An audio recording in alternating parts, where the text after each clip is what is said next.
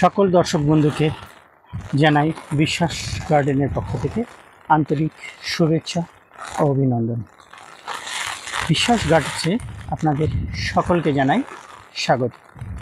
বন্ধুরা, আপনারা দেখছেন বিশ্বাস গার্ডেন এবং আমি আপনাদের সঙ্গে রয়েছি আপনাদের বন্ধু অমিত। চলুন আজকের মূল বিষয় নিয়ে আলোচনা করা যাক। বন্ধুরা, এই বৃষ্টি ভিজা দুপুরবেলায় আমি আমার ড্রাগন ছাদ বাগানে এসে উপস্থিত হয়েছি। আজ আবার আরেকটি নতুন ভিডিও আপনাদের সামনে তুলে ধরব বলে। বিগত 3 দিন ধরে কন্টিনিউ বৃষ্টি চলছে। দেখুন, এখনও বৃষ্টি হচ্ছে। তবে আজকে যে বিষয়টি নিয়ে আমি আলোচনা করব সেটি হলো যে ড্রাগন গাছের বিভিন্ন রোগবালা সম্পর্কে, এবং এই সময় বিশেষ করে বর্তমান সময়ে একটি রোগ খুবই বেশিরভাগ ড্রাগন বাগান লক্ষ্য করা যাচ্ছে।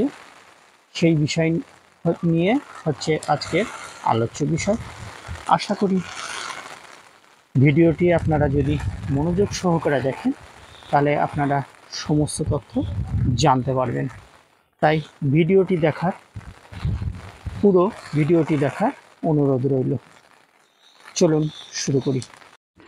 বন্ধুরা, এখন যে রোগটি সচরাচর আমাদের বেশিরভাগ বাগানীদের মাথা ব্যথার কারণ হয়ে দাঁড়িয়েছে, সেটি এখন আপনাদের সামনে যে স্ক্রিনে আপনারা দেখতে পাচ্ছেন, ফলের গায়ে এবং কাণ্ডের গায়ে এরকম সব ফোঁটা ফোঁটা এবং কালো কালো দাগ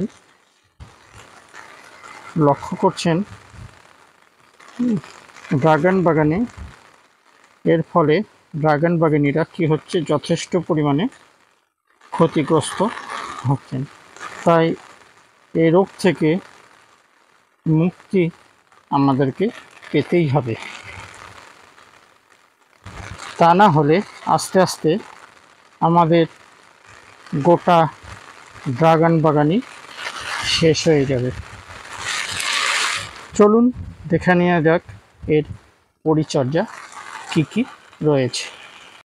বন্ধুরা, প্রথমে যে বিষয়টি আমি আপনাদের সামনে তুলে ধরব সেটি হচ্ছে ড্রাগন ফল এবং কাণ্ডে কালো দাগ।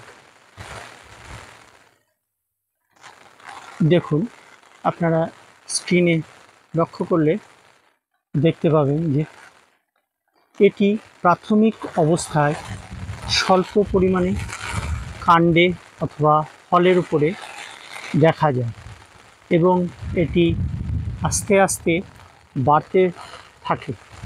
যদি আপনারা এই সঠিক সময়ে এর ব্যবস্থা গ্রহণ না করেন তাহলে খুব তাড়াতাড়ি এটি আপনাদের গোটা বাগানে ছড়িয়ে পড়বে এবং এর ফলে গাছে যদি কোনো ফল ও ফুল থাকে আপনারা ড্রাগন বাগানে সেরকম ভালো প্রোডাকশন পাবেন না। অর্থাৎ যার জন্য আমাদের ড্রাগন বাগান করা তা থেকেই বিরত থাকতে হবে এবং এত টাকা ইনভেস্ট করে যে লাভের আশায় আমাদের ড্রাগন বাগান করা, সেটি যদি না হয় তাহলে আমাদের পরিশ্রম বলুন, অর্থ বলুন, আশানুরূপ হবে না এবং আপনারা ক্ষতিগ্রস্ত হবেন।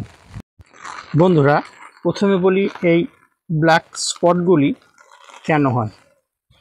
আমাদের বাতাসের আর্দ্রতা যখন 80 থেকে 90% থাকে এবং তাপমাত্রা 20 থেকে 30 ডিগ্রি সেলসিয়াসের আশেপাশে থাকে, তখন কি হয়, এই রোগের জীবাণুগুলি বাতাস এবং বৃষ্টির জলে এগুলি থেকে রোগগুলি আমাদের গোটা বাগানে ছড়িয়ে পড়ে।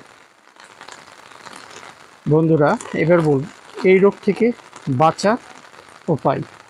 এই রোগ আপনাদের বাগানে একবার হলে সেই গাছগুলিকে বাগান থেকে দ্রুত সরিয়ে ফেলতে হবে। আর যদি একবারেই দেখেন যে প্রাথমিক অবস্থায় রয়েছে, তখন সেগুলি না কেটে তার ট্রিটমেন্ট আমাদের শুরু করতে হবে।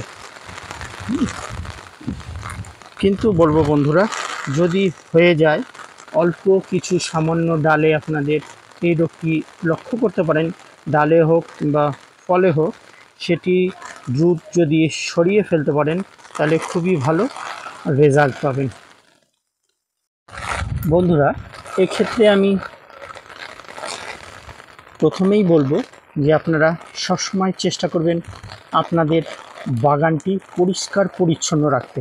তাহলে দেখবেন এই সব রোগের সম্মুখীন আপনারা হবেন না। দেখুন, আমি আমার বাগানটি আপনাদের সামনে তুলে ধরছি।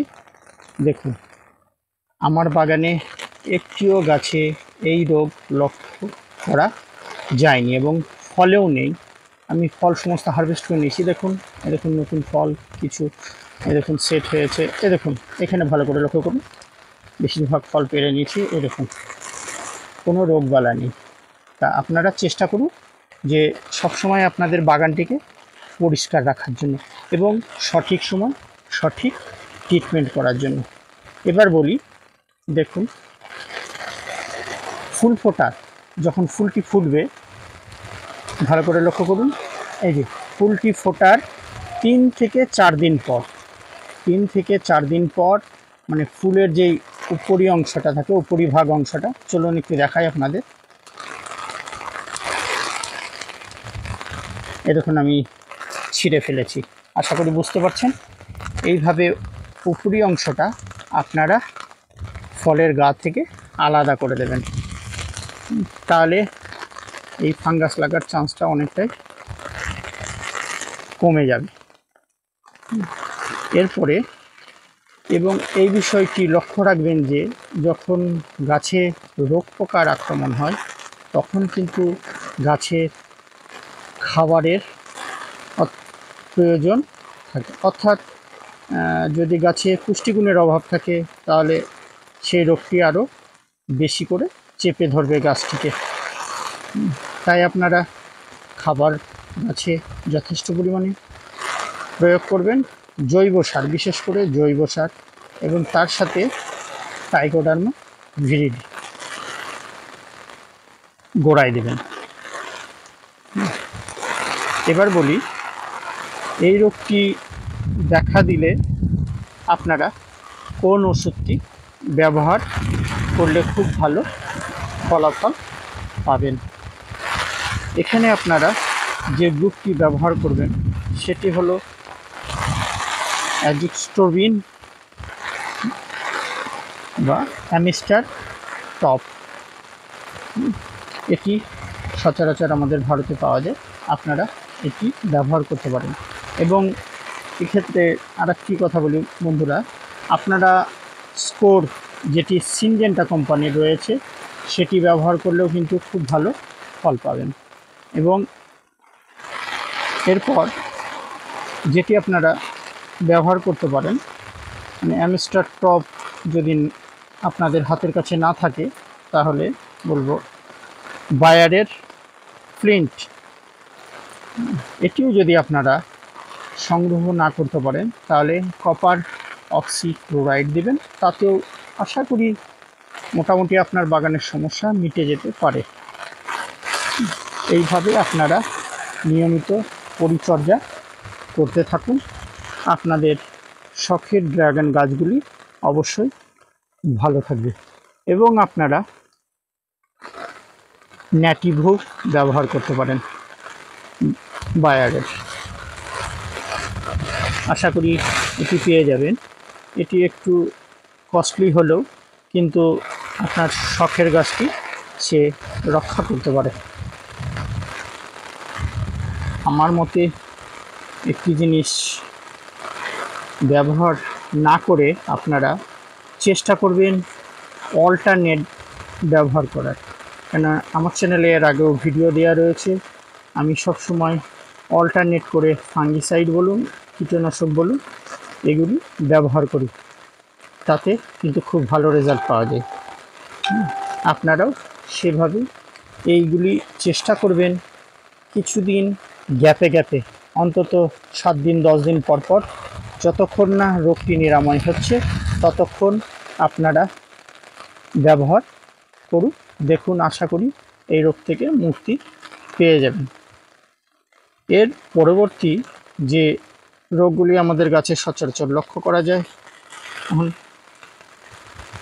এখন দেখবেন এখন তো বৃষ্টি রয়েছে, তাই গাছগুলি একটু সবুজ সতেজ রয়েছে, কিন্তু যখন প্রচণ্ড হিট ওয়েভ থাকে তখন কি হয়, রৌদ্রের সানবার্ন হয়ে আমাদের গাছগুলি পুড়ে যায়। সেই সময় বেশ কিছু বিষয় আমাদের লক্ষ্য রাখতে হয়। সেটি হচ্ছে গাছে কম জল দেয়া, যদি সম্ভব হয় তো গাছের উপর সেট দেয়া, অর্থাৎ গ্রিন নেট ব্যবহার করা, এবং সেটিও যদি না হয় তাহলে চাইনা ক্লাই বা কেওলিন স্প্রেও আপনারা করে আপনাদের এই গাছগুলিকে রক্ষা করতে পারেন। এবং সেই সময় অবশ্যই ফাঙ্গিসাইড তো ব্যবহার করতেই হবে। আপনারা চেষ্টা করবেন নাটিভো হোক কিংবা অ্যামিস্টার টপ, এগুলোও আপনারা ব্যবহার করতে পারেন। এর পরবর্তী, যেহেতু বর্ষাকাল চলছে, তাই এই সময় সচরাচর যে রোগটি আমাদের গাছগুলিকে বেশি আক্রান্ত করে সেটি হচ্ছে শেকড় পচা রোগ। চলুন জেনে নিই এর জন্য কি কি উপায় আমরা অবলম্বন করতে পারি। বন্ধুরা, শিকড় যদি গাছের একবার নষ্ট হয়ে যায় তাহলে আপনি ওপর থেকে যতই পরিচর্যা করুন না কেন, সে গাছ পচে গলে নষ্ট হয়ে যাবে। তাই শিকড় যদি সুস্থ থাকে তাহলে পুরো গাছটাই সুস্থ। তাই শিকড় সুস্থ রাখার জন্য আপনারা চেষ্টা করবেন যে রেডোমিল গোল্ড এবং এর সাথে হিউমিক অ্যাসিড, এবং যদি সম্ভব হয় একটু রুট হরমোন একত্রে গুলে 7 দিন পর পর যদি আপনারা গাছে ব্যবহার করতে পারেন, বেশি নয় 2 থেকে 3 বার করলে আশা করি দেখবেন যে ফল ফুল থাকাকালীন যে গাছগুলি শুকিয়ে যায়, শেকড় নষ্ট হয়ে যায়, এই সমস্যা থেকে অনেকটাই আপনারা নিস্তার পেয়ে যাবেন। বলবো কি, আশা করি আপনারা 95% থেকে রিকভার করে নিতে পারবেন।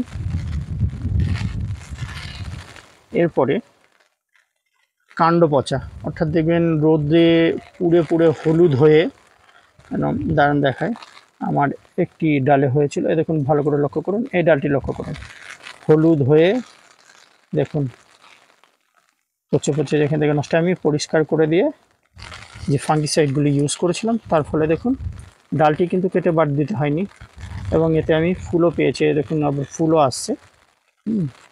তাই ডাল বড় করে এত পয়সা খরচ করে কেটে ফেলতে গেলে সচরাচর গায়ে লাগে, তাই আপনারা সেটি না করে চেষ্টা করবেন সেটি কিওর করার, এবং এর জন্য আপনারা ব্যবহার করতে পারেন অ্যামিস্টার টপ এবং নাটিভো। এর পরবর্তী বলবো মরিচা রোগ, আমাদের শুদ্ধ বাংলা ভাষায় যেটি বলা যায়, আপনারা লক্ষ্য করবেন যে মরিচা রোগ হলে দেখবেন এই ড্রাগনের ডালে হলুদ হলুদ, প্রথমে হলুদ হলুদ স্পট পড়ে, অ্যাকচুয়াল এ দেখুন লোহার এটা দেখুন এরকম যেরকম মরিচের, সেটি হালকা বাদামি বর্ণে দেখা দেয়। সেই রোগটি যদি আপনাদের গাছে হয় তাহলে আপনারা চেষ্টা করুন কপার অক্সিক্লোরাইড ব্যবহার করার, তাহলে খুবই ভালো ফল পাবেন। এইভাবেই আপনারা আপনাদের ড্রাগন গাছগুলির পরিচর্যা করতে থাকুন, আশা করি কোনো রোগবালাই আপনাদের গাছে হবে না। এবং সর্বশেষ বলি বন্ধুরা, দেখুন এইভাবে দেখুন যেভাবে পুরো পরিষ্কার পরিচ্ছন্ন রয়েছে, এইভাবে আপনাদের জমি হচ্ছে ছাদ বাগান পরিষ্কার পরিচ্ছন্ন রাখবেন, এবং গাছের গোড়াগুলি বিশেষ করে পরিষ্কার পরিচ্ছন্ন রাখবেন এবং সার বিষ সমস্ত কিছু যদি মেনটেনেন্স ভালোভাবে করতে পারেন, অবশ্যই আপনাদের কাছে কোনো রোগবালা হবে না, সমস্ত রোগ থেকে আপনারা মুক্তি পেয়ে যাবেন। অবশ্যই সেটি সঠিক সময় আর নিয়মিত পরিচর্যা যদি করেন তাহলে এই জিনিসটি আপনার বাগানে হবে না। যেরকম দেখুন, ভালো করে লক্ষ্য করুন, সমস্ত গাছগুলি দেখাচ্ছি, আমার বাগানে হয়নি। হ্যাঁ, তবে প্রচণ্ড রোদ্রে একটু হলুদ হয়েছে দেখুন এরকম, এবং আমার কোনো ফলে এখনও অবধি, কম বেশি আর সিজন শেষ হতে চলেছে, এখনও অবধি কোনো ফলে কিংবা কোনো গাছে আমার এরকম সমস্যা দেখা দেয়নি, কেননা আমি প্রতিনিয়তই এর জন্য ব্যবস্থা গ্রহণ করে থাকি। বন্ধুরা, এই ছিল আজকের বিশেষ প্রতিবেদন। আশা করি ভিডিওটি আপনাদের খুবই ভালো লেগেছে। ভিডিওটি যদি ভালো লেগে থাকে তাহলে আপনারা আমার চ্যানেলটি সাবস্ক্রাইব করে আমার চ্যানেলে পাশে থাকবেন। আপনারা ভালো থাকবেন, সুস্থ থাকবেন। আবার দেখা হবে নতুন কোনো গুরুত্বপূর্ণ ভিডিও নিয়ে। ধন্যবাদ।